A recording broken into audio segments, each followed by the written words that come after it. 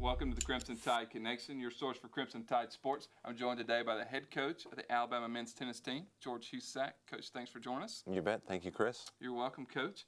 You're coming off your first year as head coach here at Alabama. Talk about some of the accomplishments and what are some of the positives that you can get from that, beating number 6 Ole Miss in the SEC championships, getting back to the NCAA tournament, and having doubles All-Americans. It's a pretty good first year. Yeah, I think at the end of the day, when we look at what we did accomplish, I think it was very positive.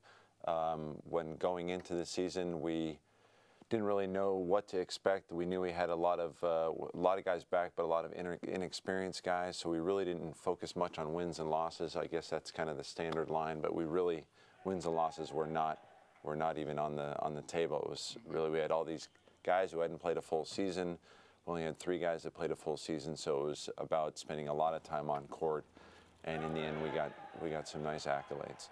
Coach, what does it do, having that much success in your first year do for this program? Well, I think there's a little bit of a buzz, certainly amongst the program for sure. We know we can get a lot better. I think in the recruiting world or in the junior tennis world, I think that people know that we're working hard and trying to get better. So, we're not where we want to be yet, but I think definitely people know that we're working to get to that point. Coach, there are a lot of new faces on this year's team. Talk about the addition of the 5 newcomers and how you see them contributing to the team. Yeah, the 5 guys, great guys, all from different areas. A couple Southerners, a kid from Southern California. We've got a kid from New Jersey, and then a transfer from Southern Miss. Number one, all 5 are extremely competitive. So right away, they bring that competitive sense to the team. The team overall is the most competitive team probably that I've ever been around. So there's always something that they're shooting for in every training that we've had. Second is all 5 of them are going to have a chance to play right away. I think they're all good enough to compete in the SEC, and that's where that makes it. If we got 9 guys and they all want it, then that's just great for your team. So very happy for them. Yeah, competition is very good. Speaking of competition, this summer the team was very active individually and competing, and they had lots of success. Particular Daniil Proskura and Becker O'Shaughnessy, they were able to accomplish achieving ITF World Rankings. Just talk about that, and I'm sure that has to have a lot of buzz going about this team as well. And I'm sure you're proud of them and what they accomplished. Yeah, I think over the summer we want to encourage our players to compete as much as possible. And it's really not about going and winning the tournaments. It's about going and kind of going through the rituals of what they're going to do during the year, and they're doing it on their own with each other. And, Daniil and Becker decided to play some USTA Futures events.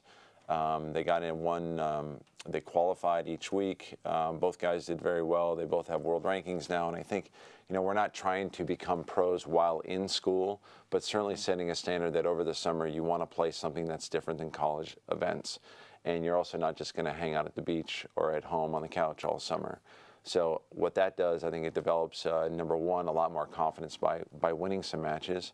Number 2, your routine starts in the summer, so when you come into the fall, it's just different. You're doing it with a bunch of other guys.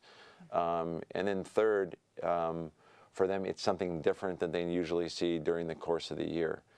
So they're playing guys, for instance, Becker played a guy who's a multiple All-American at Virginia and beat him. And that's a different guy than he's going to face in the fall. Daniil, I remember him playing a guy and beating a guy that had been top 300 in the world. So that helps him confident-wise. And I could tell that right when they got back. They're a much different person on court than they were last year at this time.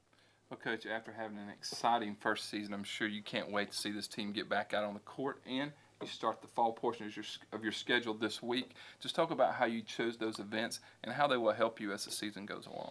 The fall event and actually the whole schedule for the whole year is a lot harder than maybe what we had planned to do. But basically in the fall we've got 2 tournaments on, and then we've got 2 weeks off, 2 tournaments on, 2 weeks off, 2 more tournaments. And we've added these USTA Pro events at the end of the fall.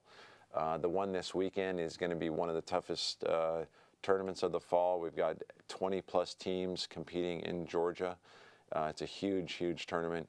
So it gets us thrown kind of right in there. And really, again, to me, the results are really not important. Now it's about, okay, over the course of the next 5 to 6 tournaments, what are guys doing to win points? What are their weaknesses? What are the things? What are their strengths? What are we going to be working on to prepare them for January and all the conference matches, non-conference and conference matches coming up. Well, Coach, good luck this weekend at the Southern Intercollegiates in Athens, Georgia. I know you're excited to get there and get this season going. Yep, thank you very much, Chris. Coach, thanks for being here. For head coach George Husack, I'm Christopher England, and that's it for this edition of the Crimson Tide Connection.